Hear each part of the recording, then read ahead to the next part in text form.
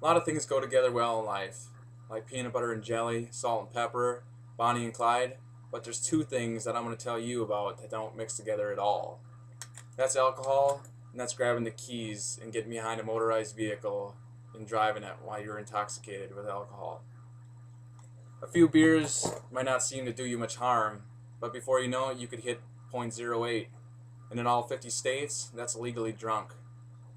Any number of bad things can happen once you get a drunk person behind the wheel. Since the early 1980s, there's been a decline in drinking and driving. However, drinking and driving still remains the highest death and injury rate in this country.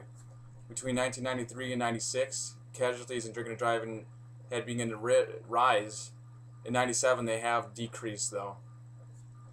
In 97, there were an estimated 540 deaths and over 16,000 injuries involving illegal blood alcohol levels. Around half of the casualties, they were people other than drinking and driving themselves.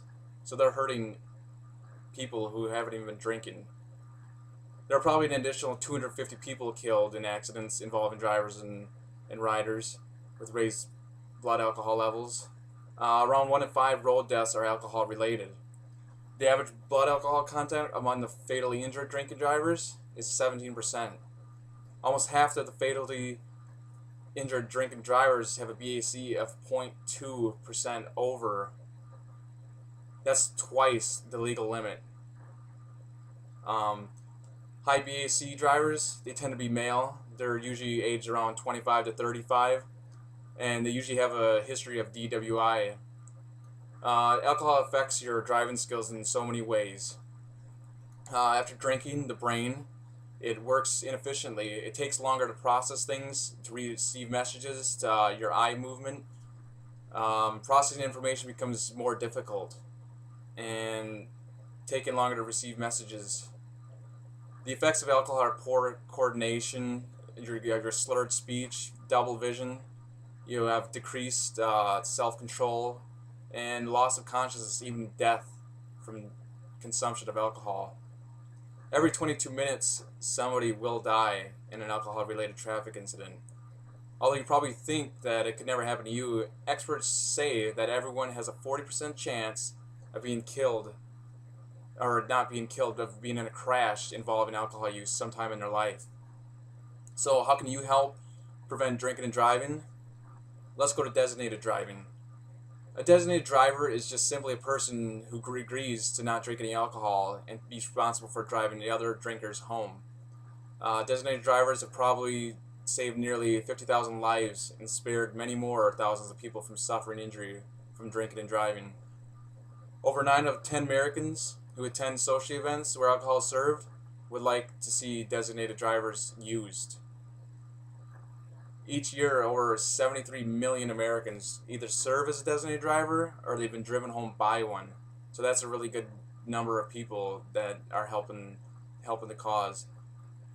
And the designated driver, they just help friends and family avoid, senseless injury and death. That's their hope is, to prevent that.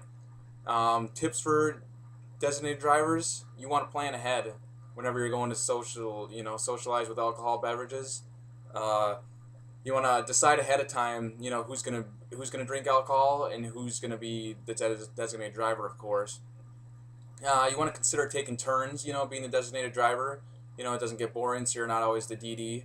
Large groups, you should probably have more than one designated driver. And make sure, you take car keys from intoxicated people. You're the only one that might be sober, so, you're the one that can make the best judgment whether you can take the keys away from somebody who's trying to drive. So how do you get the keys from a drunk driver or from a person that's about to drive? Well, just make it clear that you're doing this drunk person a favor. Find their keys when they're preoccupied and take them away. They think you lost them and they'll find a different way home, and then you can get the keys to the next day or a day after that. If it's a close friend, try to just be calm about it. Sometimes they might get a little hasty about things because since friendship is a trust issue. So if you don't trust them, they might get them kind of mad. If they insist on driving, tell them that you're gonna ride with somebody else. If they're saying that they want to take you home, If it's somebody you don't know well, speak to their friends, and have them make an attempt to persuade them to just to give over the keys. And one thing is just avoid trying to embarrass the person in front of a lot of people. Don't make it confrontational. So you're able to stop your friend at the bar. Drive them home after they drank a few beers. But what do you do if somebody has already made it behind the wheel of a vehicle? How do you stop that? So I'm going to tell you how to spot a drunk driver. Um, Little things that you can find while they're driving is they might be turned with wide radius. They might straddle the center of the road or the lane markers. Maybe they've hit a vehicle and they've taken off. Maybe they hit an object. Uh, Weaving across the road, that's a real easy one to spot. Uh, they probably might be driving on surfaces other than a road. They could be off road and off something like that.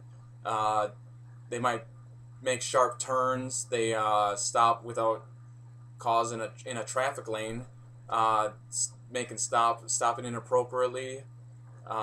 Sometimes they follow too closely. They like to drift a lot and just do a lot of erratic braking.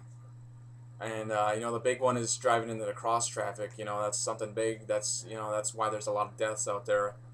And a lot of times, believe it or not, they'll drive with their headlights off. That's actually a big one that actually happens a lot with drunk people. They forget to turn on their headlights. And how do you report a drunk driver? Well, call 911 and tell them that you see a drunk driver. You don't have to give your name. Nothing like that. You can be anonymous. Give the location of where the vehicle's at, and make sure the road or the cross streets and the direction the vehicle's traveling. That's a big key. And give a complete description of the vehicle, make, model, maybe color. The color is the big thing, and the license plate is the best thing that you could get. And describe which vehicle's being driven, and don't follow. That's the one thing. Try to stop the car. Don't try to stop the car and detain them or anything. Just leave that to the trained professionals. And what we need to do is we need to work all together in fighting drinking and driving. And too many people are injured or killed because of this. And the thing is, we have designated drivers available, taxis, buses, just to name a few. And while driving at any time of the day or night, you can also keep your eyes on the road for spotting drunk drivers, like I told you. And with these tips, you can combat the injuries and the deaths associated with drinking and driving. Because these two things don't mix well, and they'll never mix well.